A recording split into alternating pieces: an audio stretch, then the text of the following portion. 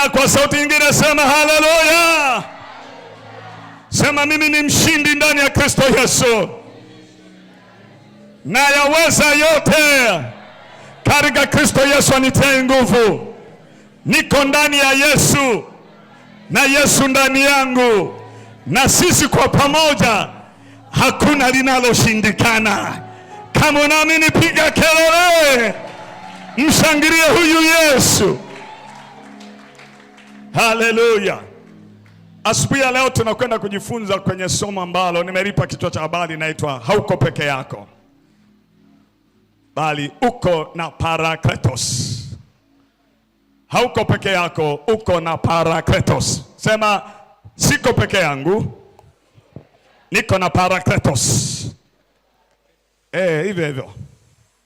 Soma hapo. Sema siko peke yangu, niko na Parakletos. Unaweza ukasoma kwa sauti. Sema siko peke yangu, niko na Parakletos. Nikiingia mjini niko na Parakletos. Nikiwa shambani niko na Parakletos. Nikiwa mahali popote niko na Parakletos. Ongea Kiyunani kidogo. Parakletos ni Kiyunani. Ndio raha ya kuwa ndani ya Yesu. Unaongea lugha zote zilizo juu ya uso wa nchi. Haleluya. Unaongea pia lugha zilizotumika kuandika maandiko. Hiyo Parakletos najua inamhusu msaidizi. Wangapi wanajua wanaye msaidizi? Wangapi wanajua wanaye mfariji? Wangapi wanajua wanaye mshauri? Wangapi wanajua wanaye mwombezi? Anaitwa Parakletos. Umemwelewa sasa? Anaitwa Roho wa kweli, anaitwa Roho wa Kristo, anaitwa Roho Mtakatifu. Kwa hiyo hauko peke yako, uko na Roho Mtakatifu. Haleluya. Bwana asifiwe. Sasa kwa nini nimeamua kutumia neno Parakletos kutoka kwa Kiyunani kama lilivyoandikwa katika maandiko? Kwa sababu lina maana nzito kuliko uliozoea ya msaidizi.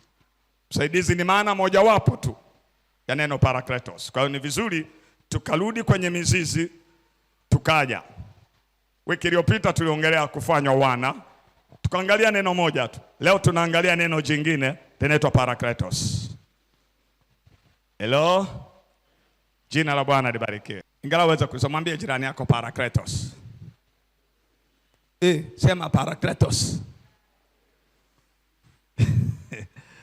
Mbona mnaniangalia?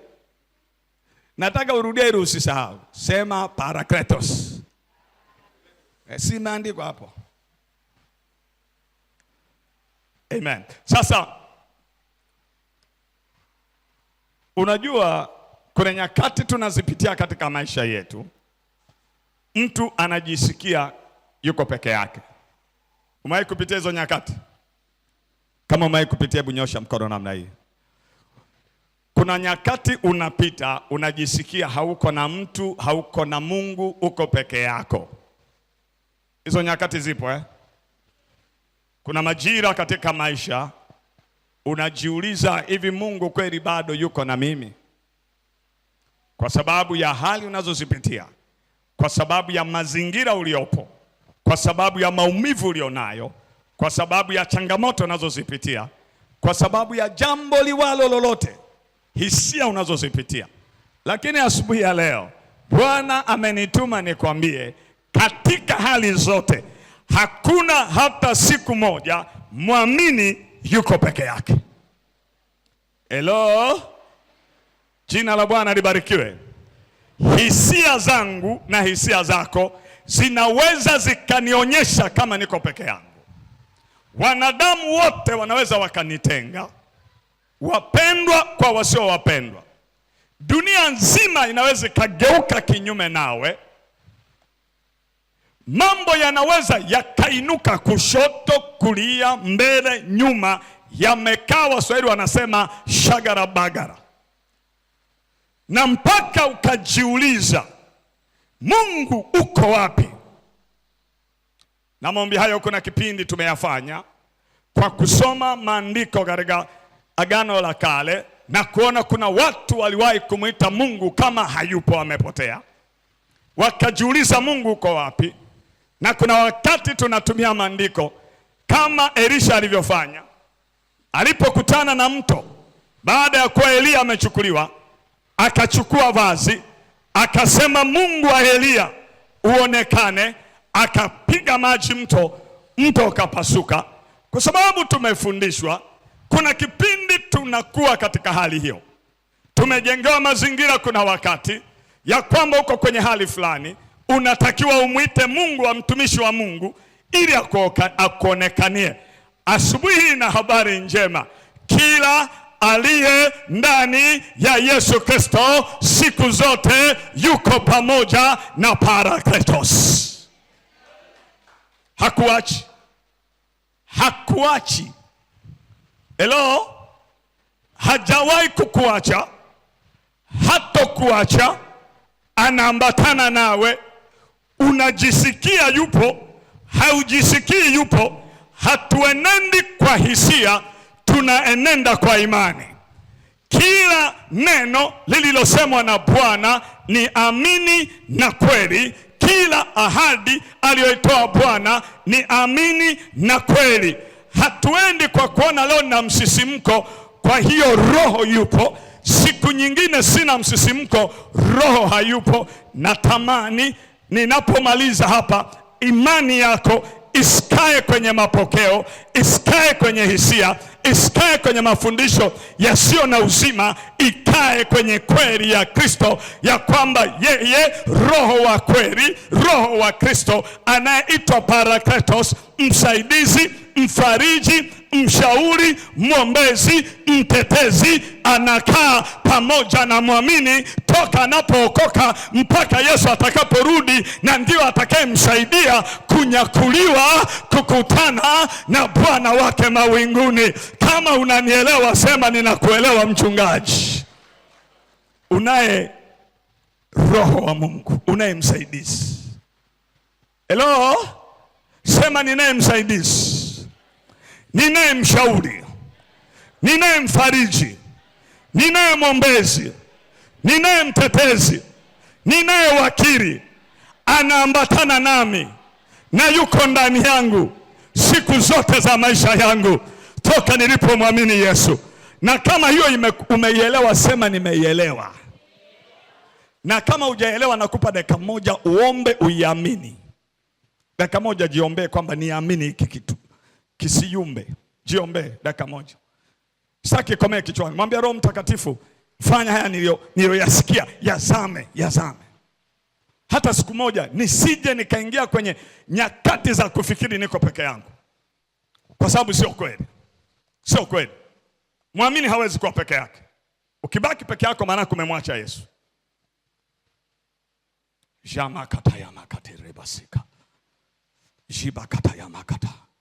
Roho Mtakatifu, fungua, andika kweli hii kwenye vitanga vya mioyo yetu, iwe halisi, iumbike kwa jina la Yesu Kristo. Hatuko peke yetu. Hatuko peke yetu, tuko na Parakletos. Hakuna wakati katika maisha yetu tuko peke yetu, wala hautawahi kuweko. Katika jina la Yesu sema amina. Haleluya. Kama una mashaka, maombi ya kufanya, unamwambia Bwana nisaidie kutokuamini kwangu. Hiyo ni maombi mazuri sana. Kitokea nyakati katika maisha yako nasikia kama uko peke yako, usiombe Bwana onekana. Shida sio Bwana, tatizo ni wewe au mimi kutokuamini. Maombi ya kufanya, sema Bwana nisaidie kutokuamini kwangu kwamba uko pamoja nami. Umenielewa? Hayo ndio maombi unafanya ukiwa kwenye wakati huo. Usianze kupiga kelele, Bwana onekana na kuona uko mbali. Hiyo haitakusaidia. Imani yako ikiinuka, imani yangu ikiinuka, utarudi kwenye kweli ya Kristo, utatembea kwenye kweli ya Kristo. Mtu mmoja sema haleluya. Unanielewa sasa? Kuna maombi mengine yanatakiwa kuombwa sana lakini hatuyaombi mara nyingi. Tunakuwa tunaomba mambo mengine mengi sana ambayo hayatusaidii sana. Sasa neno Parakletos. Neno Parakletos linatokana na mizizi miwili kutoka katika lugha ya Kiyunani au Kigiriki. Para inamaanisha kando ya au pamoja na.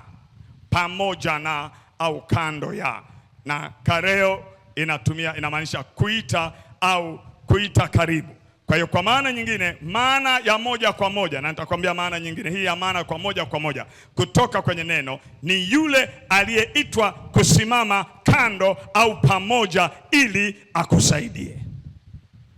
Kwa hiyo Roho Mtakatifu kwa lugha ya moja kwa moja kutoka kwenye neno lililotumika katika maandiko alilolisema Yesu katika kitabu cha Yohana ni yule au ni yeye, ni Roho aliyeitwa, ni yeye aliyeitwa kusimama kando au pamoja na wewe ili akusaidie. Hello? Ndio maana alisema nitaondoka, nitawaletea msaidizi mwingine. Na hili neno Parakletos lilikuwa linatumika hata kwenye lugha ya kawaida. Sio tu kwamba ndio lilikuwa linatumika, Yesu ndo alilianzisha mara ya kwanza. Alisema lugha inayoeleweka na tutaona baadaye. Kwa sababu ya uzito wa neno hili katika lugha ya Kiyunani, ndio maana imekuwa vigumu katika Biblia ya Kiswahili au ya Kiingereza na lugha nyingine kutafasiri neno hilo kuelewesha neno moja kikamilifu. Kwa hiyo limekuwa na tafasiri kama 6 katika maeneo mbalimbali ya maandiko. Neno hili Parakletos. Tafasiri ya kwanza, msaidizi. Amen. Lina maana ya msaidizi. Tafasiri ya pili, mfariji. Na zote tunajua Roho Mtakatifu ni msaidizi, Roho Mtakatifu ni mfariji. Zote zina maana neno moja Kiyunani. Hilo neno linabeba vyote hivi. Mtetezi, mshauri, mwombezi na mtia nguvu. Hello? Unanielewa? Kwa hiyo mwamini kila wakati yuko na msaidizi, yuko na mfariji, yuko na mtetezi, yuko na mshauri, yuko na mwombezi na yule anayetia nguvu au mtiaji nguvu. Wakati wote, masaa 24 kwa siku, siku 7 kwa wiki, siku 366 kwa mwaka, mchana na usiku. Unasikia, hausikii. Unajiona uko kwenye hali hiyo, hujioni uko kwenye hali hiyo. Una pesa, huna pesa. Unaumwa, wewe ni mzima. Ni tajiri au maskini.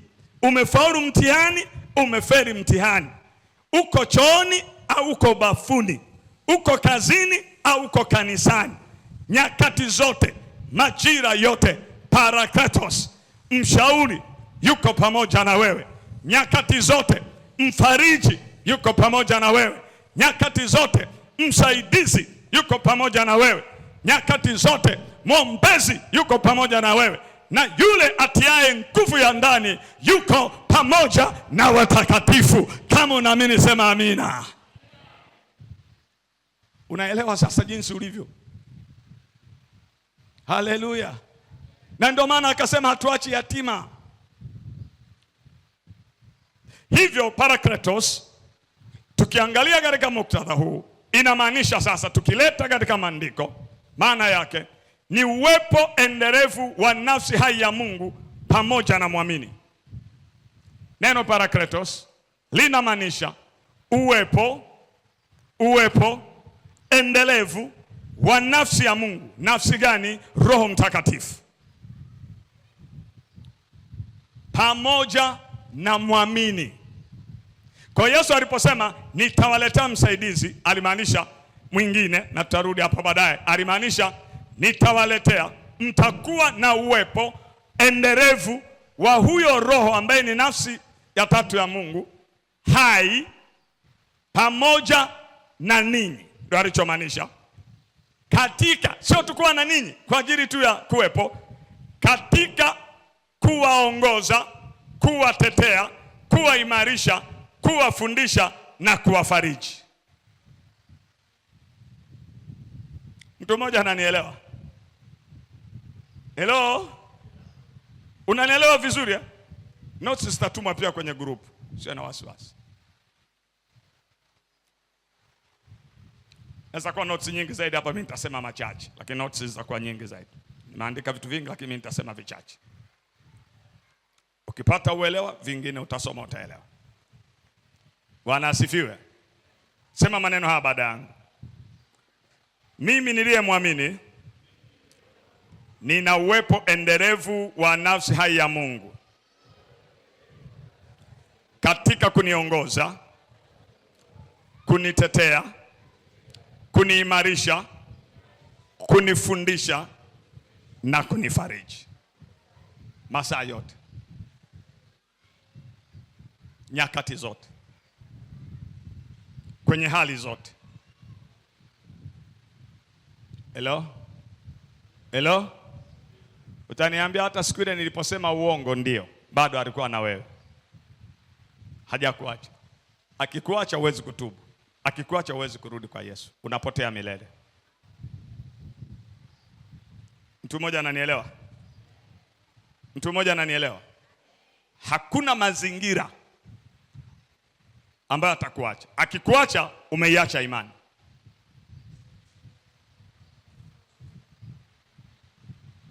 Hello? Tunaelewana? Unanielewa vizuri eh? Madamu wewe ni muamini. Sasa kama sio muamini hauna. Usije ukajitia moyo. Hizi hayupo kwa ajili, yupo kwa ajili ya kukusaidia uamini. Basi. Kazi ya kwanza kwa asiye muamini, anataka amsaidie aamini. Basi. Ukishaamini ndio unapata package hii. Anaambatana pamoja na wewe na anakuwa ndani yako siku zote za maisha yako. Asubuhi nilikuwa nawaambia, nikauliza swali, naomba niliulize tena hapa. Wangapi wanatamani wangekuwa miongoni mwa wale mitume 12 waliotembea na Yesu saa zote? Yaani Yesu akienda huku wapo. Nyosha mkono kama unatamani. Amtamani unaona. Bwana asifiwe. Wangapi hawatamani? Sasa hamko pande zote. Wangapi hawajui wenyewe liwalo na liwe? Wangapi wanaona yani mimi ningekuepo? Wangapi wamezoea kusema hii lugha ya kwamba nikifika mbinguni nitamuuliza Yesu? Wangapi? Nyosha mkono. Nyosha, namuona tu mmoja. Wangapi wanasema yani siku nikifika mbinguni nataka nimuulize Yesu, hivi hii na hii ni nini na nini? Nyosha mkono. Ampo. Huwa mnasema leo mnakuwa mmepotea. Nina habari njema, huhitaji kusubiri uende mbinguni. Yesu yuko tayari kupitia Roho wake Mtakatifu. Unaweza ukamuuliza leo maswali yako na uhitaji. Ukienda kule hutakuwa na muda wa kuuliza. Utakuwa umeshageuzwa na kubadilika. Au utakuwa kwenye huu mwili usiojua. Utakuwa umefanana naye 100%. Mtu mmoja ananielewa? Kwa kama una maswali uliza sasa. Usisubiri huko baadaye. Ndio maana tunaye Parakletos. Jina la Bwana libarikiwe. Na kwa wale ambao tunatamani, yani mimi ningekuwa na wale mitume. Asubuhi nikawa nawaambia hivi, wao walikuwa naye, kuna kipindi alichepuka akawaacha. Akaenda kuomba wakabaki peke yao. Lakini huyu tunayemwongelea yuko na sisi saa zote. Sisi tuna Yesu mwingi na kwa saa zote kuliko mitume waliotembea naye hapa juu ya uso wa nchi. Kwa sababu tunaye katika Roho Mtakatifu, ndio maana anaitwa Parakletos. Yesu akasema nitaondoka mimi niwaletee msaidizi mwingine. Maana yake Yesu mwenyewe alikuwa msaidizi katika mwili, akawasaidia, alikuwa mfariji katika mwili, akawafariji, alikuwa mtetezi, alikuwa mshauri, alikuwa mwombezi. Na asubuhi ya leo tumeona hata aliomba na yakaandikwa aliyoyaomba. Sasa akasema ni heri mimi niondoke, kwa sababu nisipoondoka hata kuja Parakletos mwingine. Unanielewa? Kwa hiyo Yesu alikuwa lile neno lililotumika hata kuja mwingine lilikuwa ni hata kuja Parakletos mwingine. Maana yake na Yesu alikuwa nani? Parakletos. Alikuwa ni msaidizi. Alifanya hiyo kazi katika mwili. Sasa yale aliyoyafanya kwa wanafunzi wake na mahusiano waliokuwa nayo katika mwili na wanafunzi wake, hata walipokosa kodi wakamstua akafanya jambo. Upepo ulipovuma katikati ya bahari wakamstua akafanya jambo. Walipokuwa wana hofu, wakamshtua, akafanya jambo. Sasa ameondoka katika mwili, lakini hajatuacha yatima. Amemtuma Roho wake Mtakatifu anayekaa nasi mchana na usiku. Yale aliyoyafanya Yesu, Roho Mtakatifu anayafanya katika roho. Maisha ya mwamini yanalindwa, yanatetewa, yanawezeshwa, yanatiwa mafuta na Roho wa Kristo. Hatuko peke yetu. Nasema hauko peke yako, mtumishi wa Mungu. Mtu mmoja ananielewa. Kadri Yesu kama alivyotembea nao, walipoenda kulala wako naye, walipokwenda sokoni wako naye, ndivyo Roho Mtakatifu msaidizi anavyoambatana nasi. Sasa hayuko katika mwili, bali yuko ndani yetu. Maana mwili wa Yesu usingeingia ndani ya watu, ilibidi roho iweze kuingia. Sisi tumepokea Parakletos aliye bora zaidi, kama tungetumia hilo neno, kuliko waliokuwa na wale mitume kabla ya siku ya Pentecost. Unanielewa eh? Mtu mmoja unanielewa? Nafsi hai ya Mungu.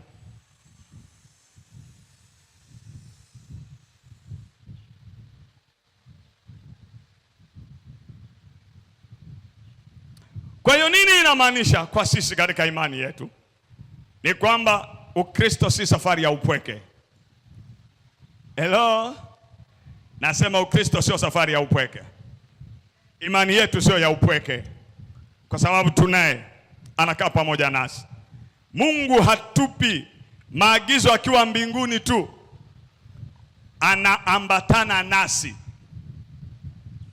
Maagizo aliyotupa Mungu wetu ni mwema sana katika kuhakikisha anatimia. Hayuko kama anayetoa fanya, amesema fanya, akaja ndani yetu, tunafanya pamoja naye. Sio kama unanielewa. Unaona ulivyo eh? Roho Mtakatifu si nguvu isiyo na uhai, bali ni nafsi kamili na hai ya Mungu anayemsaidia muamini. Ni muhimu sana. Ni muhimu sana.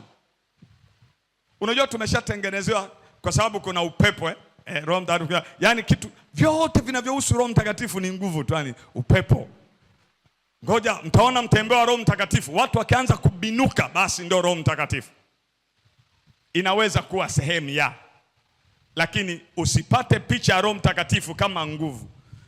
Husiana naye kama nafsi hai ya Mungu. Mtu mmoja ananielewa? Roho Mtakatifu ni Mungu, ni nafsi hai ya Mungu,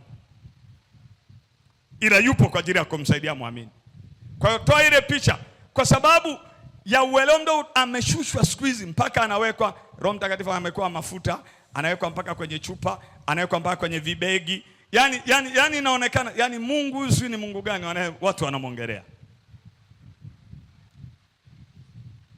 Tunapongea hata habari ya upako, tunaongelea nani? Nafsi hai ya Mungu, utendaji kazi wa Roho Mtakatifu. Tunaposema upako, maana yake ni utendaji wa kazi za Mungu kupitia Roho wake Mtakatifu.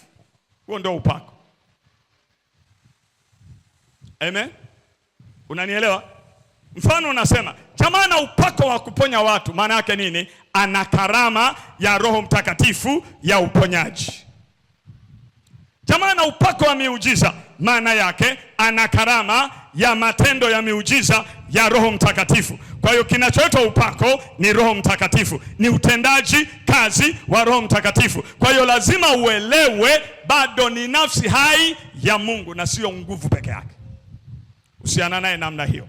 Kwa hiyo sio tu kwamba unatembea na nguvu ya Roho Mtakatifu, unatembea na nafsi ya Mungu ambaye yeye na Baba na Kristo ni wamoja. Kwa hiyo unatembea na Mungu saa zote, nyakati zote, majira yote, katika hali zote. Yeye yuko pamoja na wewe, hatokuacha wala hatokupungukia. Inyeshe mvua liwake jua, wakupende wasikupende, wakuchukie wakupende, lolote linaloendelea, madamu uko ndani ya Yesu Kristo, Mungu kupitia Roho wake Mtakatifu yuko pamoja nawe.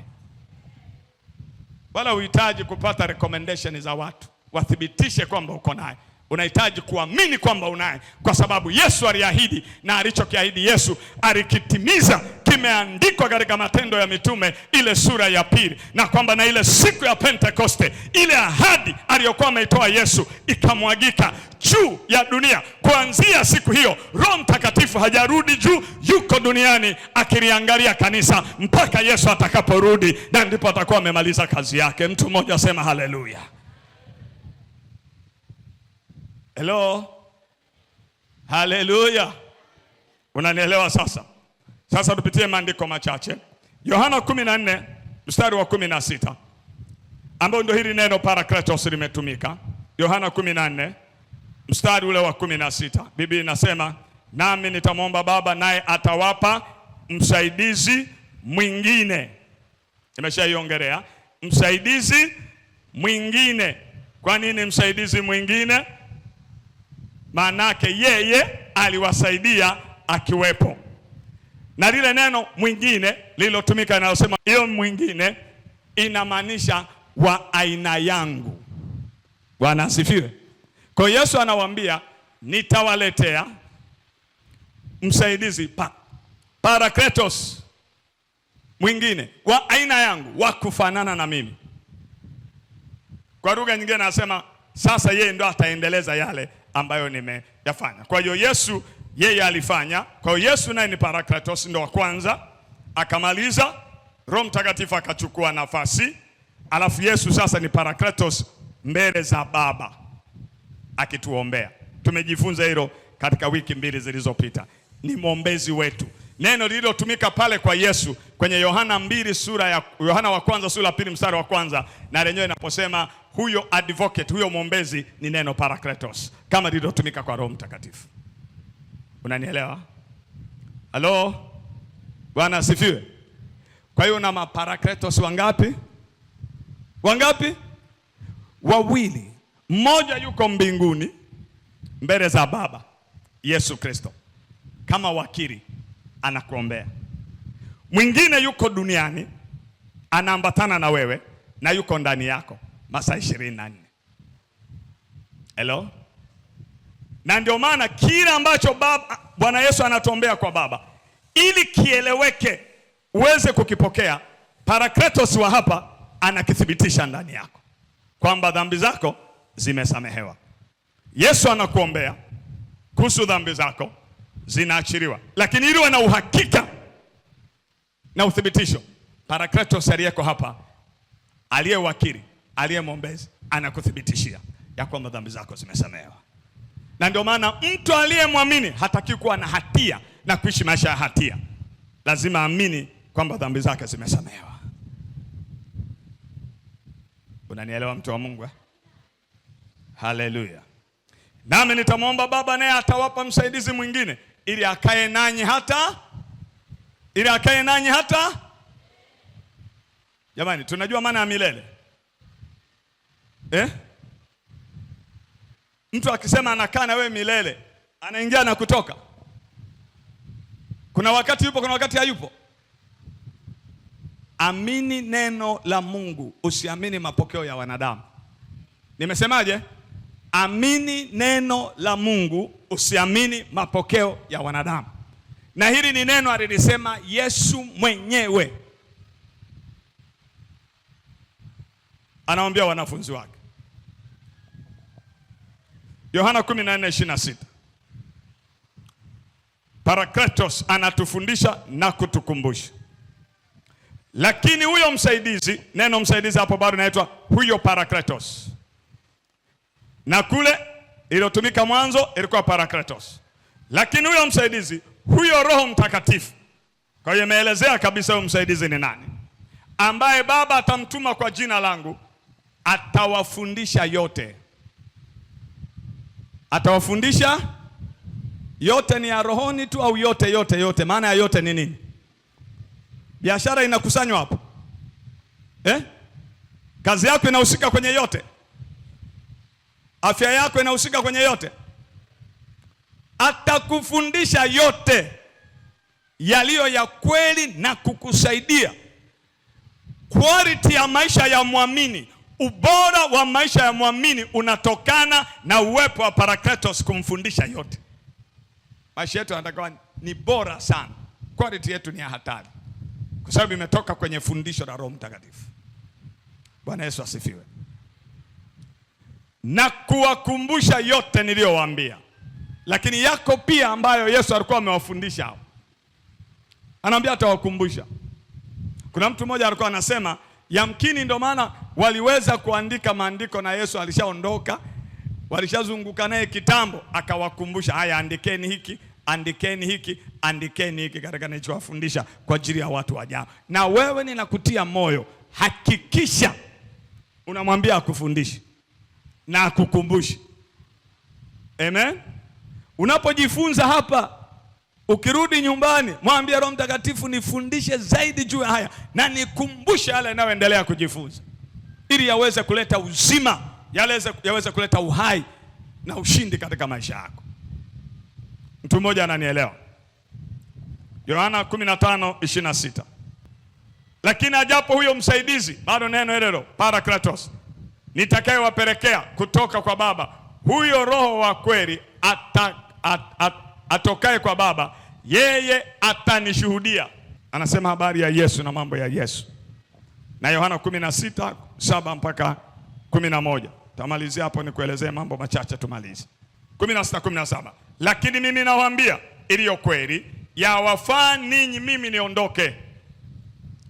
Kwa maana mimi nisipoondoka, huyo msaidizi, huyo Parakletos hatokuja kwenu. Nimekwambia hilo neno lina maana ya msaidizi, mfariji, mwombezi, mtetezi, mtia nguvu. Amina. Hatakuja kwenu. Naye akiisha kuja, huyo atauhakikisha ulimwengu kwa habari ya dhambi na haki na hukumu. Amina. Neno mwingine nimesha kuelezea maana yake. Limetumika mwingine likimaanisha aina ile ile. Ndio neno mwingine pale, likionyesha kuwa Yesu mwenyewe alikuwa Parakletos wa kwanza.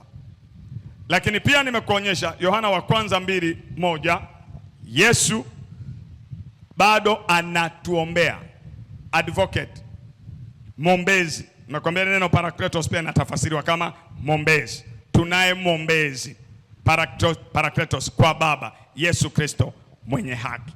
Kwa Yesu ni Parakletos wetu mbinguni, na Roho Mtakatifu ni Parakletos wetu ndani yetu. Double portion. Mtu mmoja ananielewa. Maisha yako yanatakiwa kuwa ya ushindi. Na ndivyo alivyo. Una waombezi wawili, una wasaidizi wawili, una watetezi wawili. Goodness me.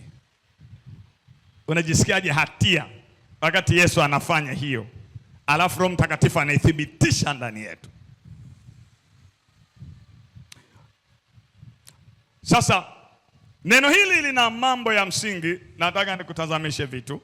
Neno Parakletos linatuonyesha taswira zifuatazo, mambo mawili ili uweze kuelewa maandiko.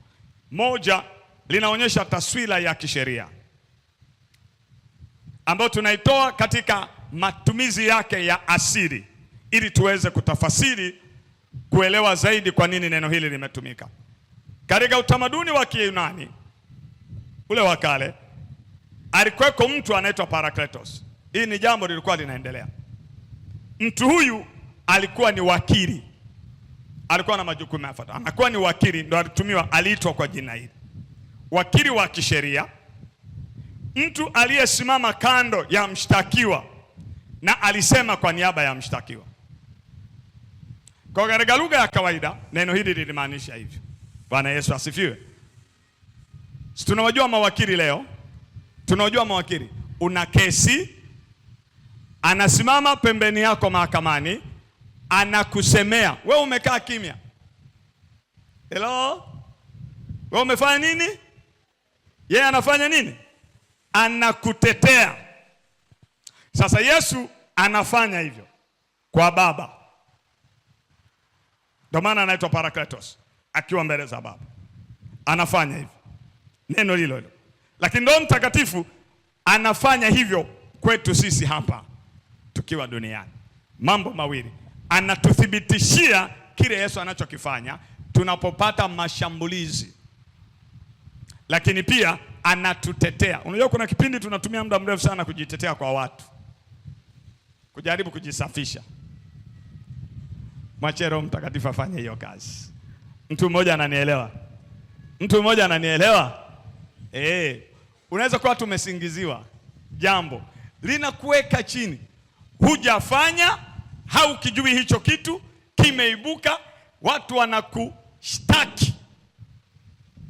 Yuko mtetezi. Hello? Nimesema yuko nani?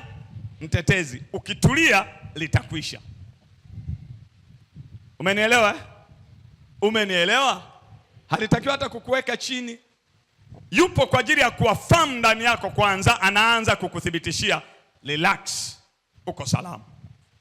Kwa hiyo kiroho, Roho Mtakatifu husimama pamoja na muamini akimtetea, kumwongoza na kumthibitisha katika nyakati za lawama, mashaka na hukumu.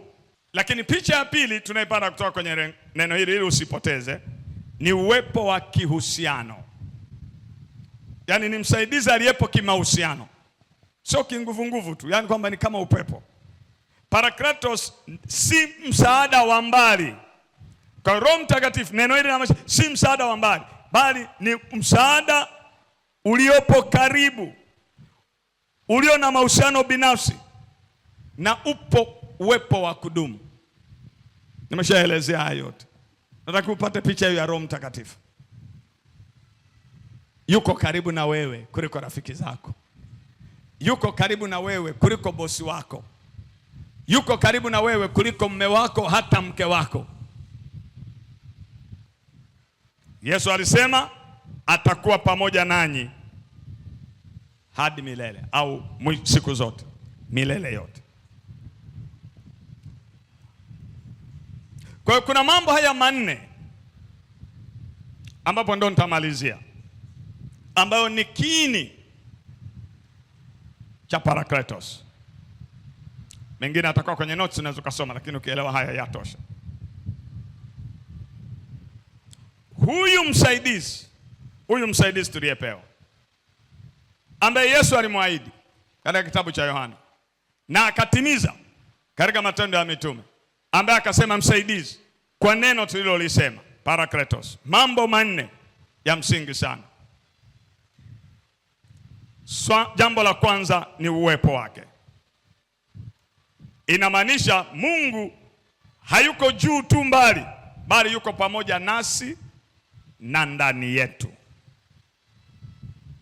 Bwana Yesu asifiwe. Mungu hayuko tu mbinguni, bali yuko pamoja na muamini, pamoja na waamini, lakini pia yuko ndani ya waamini. Msaidizi, Parakletos. Moja. Umeelewa vizuri? Umenifuata vizuri eh? Mnijibu basi. Umenifuata vizuri? La pili linahusu mwongozo. Hutufundisha kweli, hutukumbusha maneno ya Kristo na kutuongoza katika kweli yote. Tunaye msaidizi, Roho Mtakatifu, ambaye moja, uwepo wake uko karibu na pamoja nasi na ndani yetu. Pili, yeye anatuongoza, na maongozi haya yanatufundisha kweli, yanatukumbusha neno la Kristo na kutuongoza katika kweli yote. Jambo la tatu, nguvu katika udhaifu. Katika nyakati za kupitia mambo magumu, yeye ni faraja. Na hii sio faraja ya maneno matamu tu, bali ni uimarisho wa ndani. Ile Parakletos inavyotumika kwa maana ya mfariji, haimaanishi ile tu jamani. Si unajua sisi wanadamu tukija tunakupiga mgongo jamani, tunakurabu hivi, tunaleta na maua. Haimaanishi ufariji wa Roho Mtakatifu, sio hiyo. Mtu mmoja ananielewa? Haleluya. Najua kuna kipindi hata tunapoomba wewe mfariji nifariji, yani unasubiri kaneno katam kaje, manangu utavuka. Hiyo ni sehemu tu. Ufariji wa Roho Mtakatifu anakuimarisha ndani, anakujengea uimara ndani uweze kukatiza katika changamoto. Mtu mmoja ananielewa? Haleluya. Kwa hiyo mfariji sio lazima akikufariji kwamba amekutoa kwenye maumivu. Kuna kipindi anakufanya uweze kupita na kustahimili maumivu.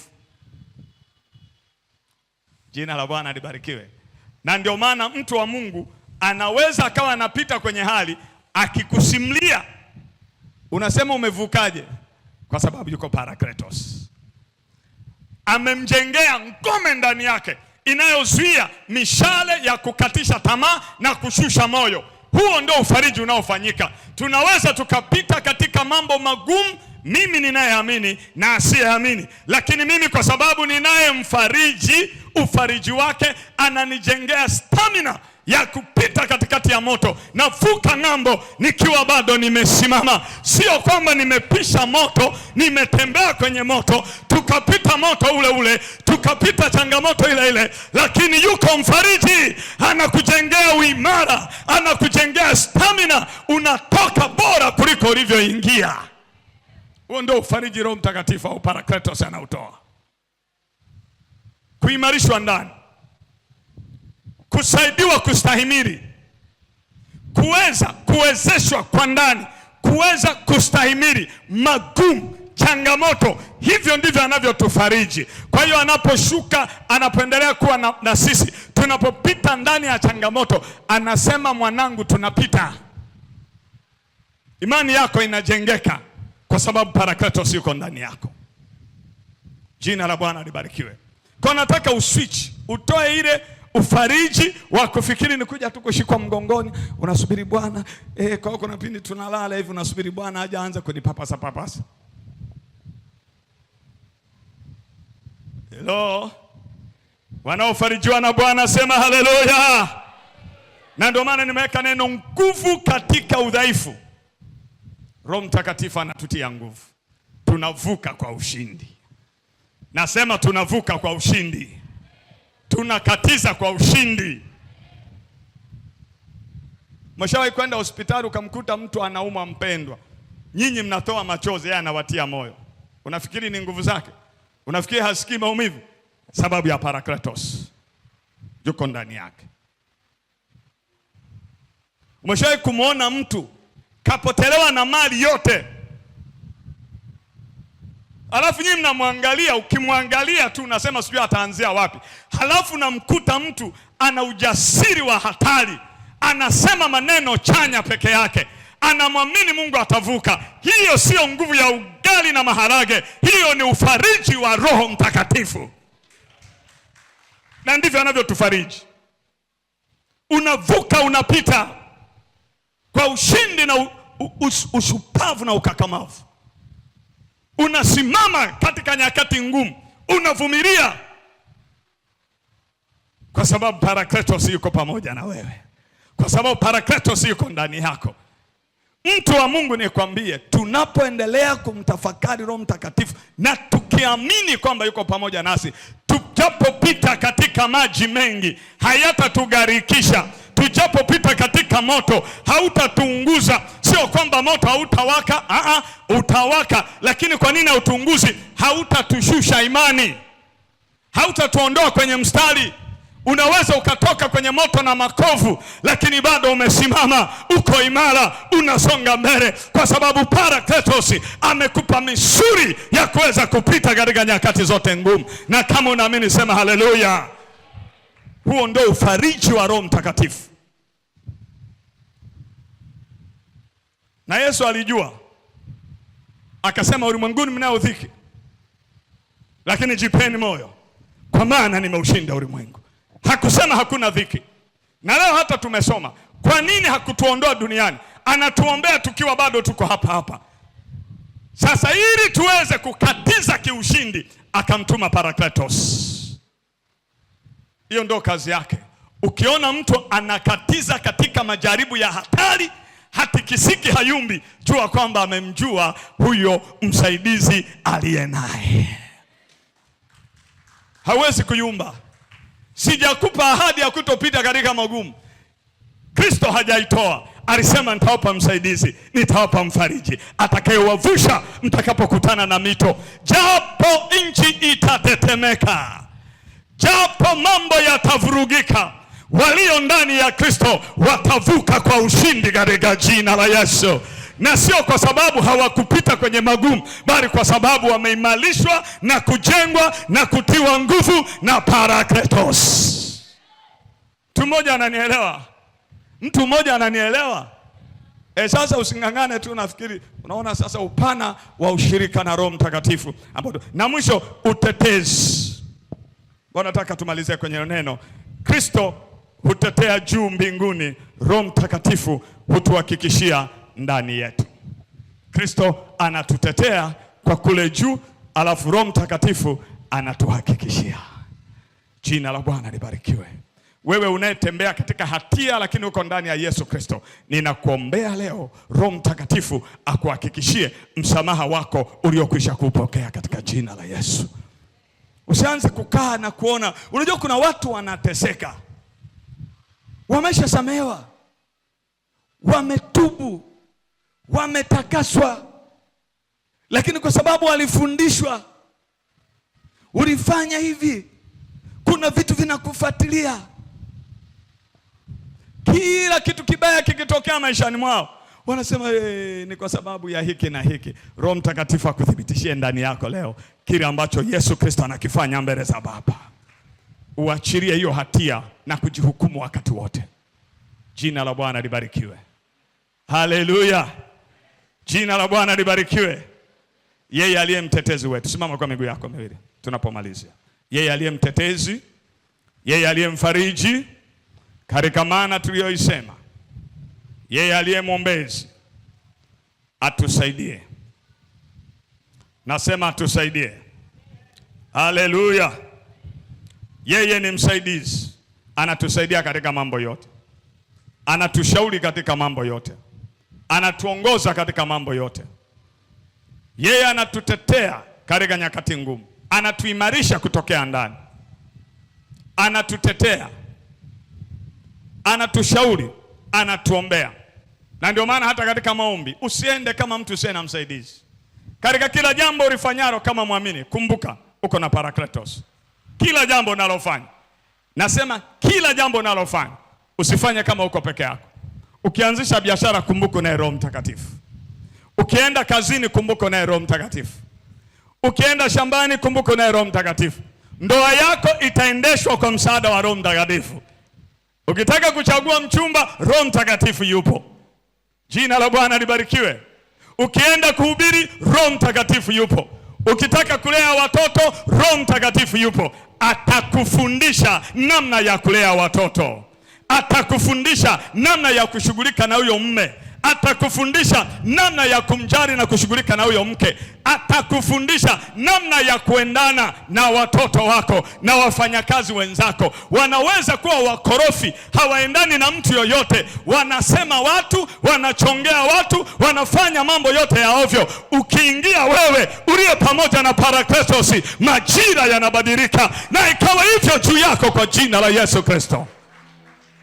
Yuko pamoja na wewe, yuko pamoja nasi, yuko ndani yetu. Yeye hatuachi.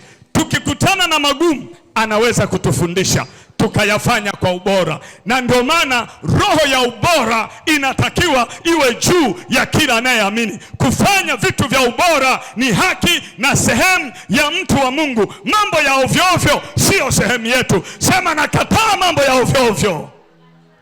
Kila kitu unachokifanya kwa kuanzia namna ya kuvaa kwako, hakuna kuvaa ovyo ovyo. Namna ya kula kwako, hakuna kula ovyo ovyo. Namna ya kutembea, namna ya kufanya vitu, kila utakaloshika mkono kufanya, kumbuka Roho wa Kristo anaambatana na wewe, anaweza kukusaidia na kukufundisha ukafanya vitu kwa viwango vikubwa.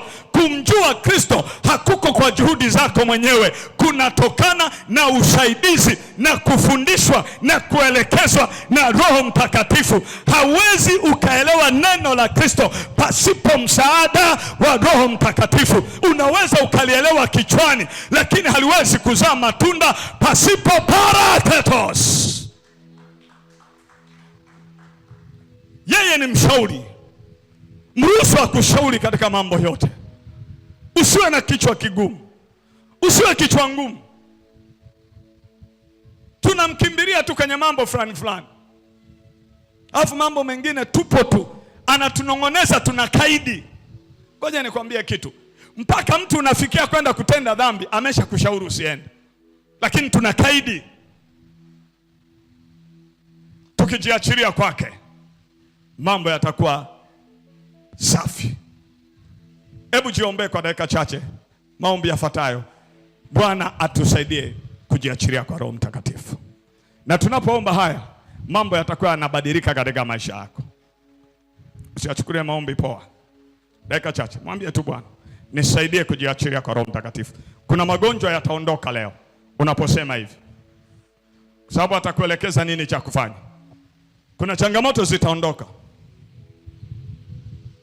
kuna madude yataondoka, kuna mitazamo ya ovyo ovyo itaondoka. Mwambie tu, Bwana nisaidie kujiachilia kwa Roho Mtakatifu. Nisaidie kujiachilia kwa Roho Mtakatifu. Nisaidie kujiachilia kwa Roho Mtakatifu. Nisaidie Bwana. Nisaidie kujiachilia kwa Roho Mtakatifu.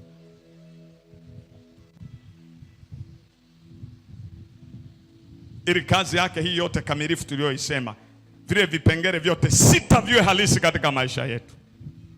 Tupokee ushauri, tupokee utetezi, tupokee ufariji, tupokee usaidizi, tupokee mashauri, maombezi, na tutiwe nguvu ndani. Jiombe kwa kumaanisha liko jambo linatokea ndani ya maisha yetu. Maisha yetu ndani ya Kristo yanatakiwa kuwa tofauti sana. Rafiki yangu Juma, jiombe, usikae kimya. Jiombe.